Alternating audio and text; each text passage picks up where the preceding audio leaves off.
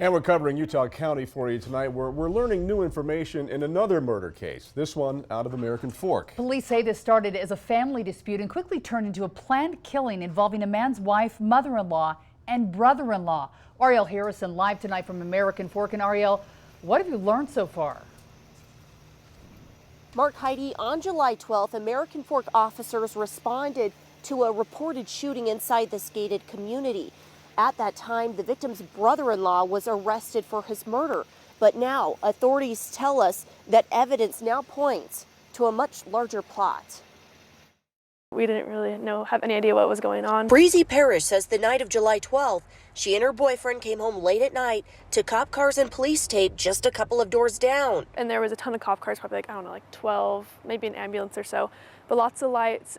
The night 40-year-old Matthew Restilli died, police responded to this gated community on reports of gunfire in the home. Investigators say Restilli's wife and kids, along with his brother-in-law and mother-in-law, were inside when he was shot 8 times.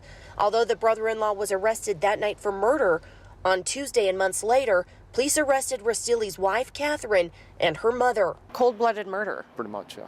Lieutenant Stuart Four with the American Fork Police Department is an investigator on the case. He said while family members alleged self-defense that night, evidence they've since uncovered points to something sinister.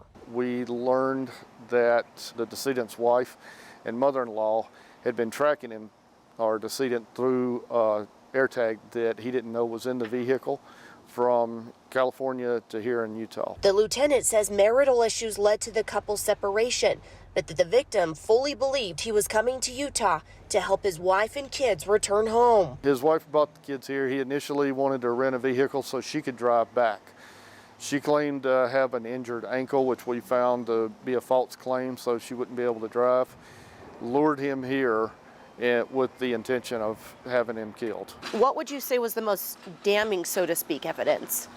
I think the most damning evidence were the text messages, the internet history where we found his mother-in-law had recently looked up an episode from Dateline where a woman had hired a hitman to kill her son-in-law when over a child custody dispute, which was similar to this case here.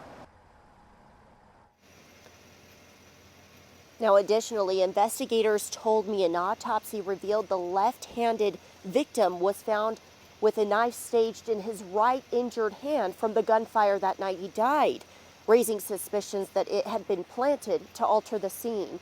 I did confirm with police that the couple's 2 children are now in state custody. Reporting live in American Fork, Ariel Harrison, KUTV 2 News.